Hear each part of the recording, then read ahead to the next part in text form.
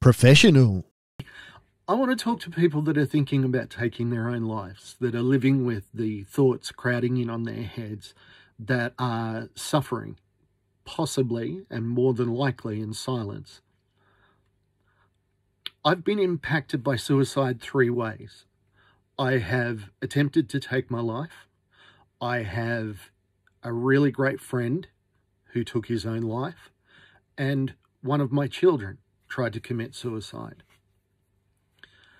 I'm a survivor. I've watched somebody die. I've watched somebody else survive. Each perspective is very, very different. When I tried to take my own life, all I was hurting was myself.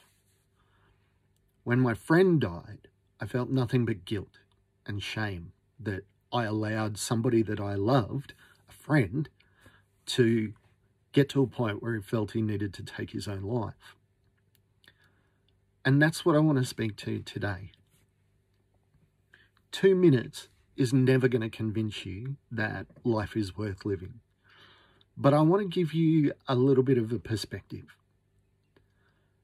If you take your own life, you aren't helping anyone. No one is being helped by the fact that you're not around. No child was ever better off without one of their parents. The wounds that are left are staggering.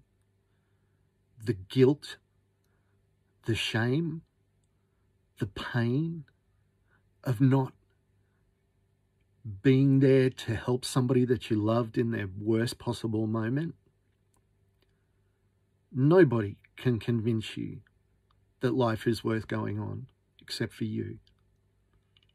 Please, think about the people that will be left behind, because the scars will never, ever heal.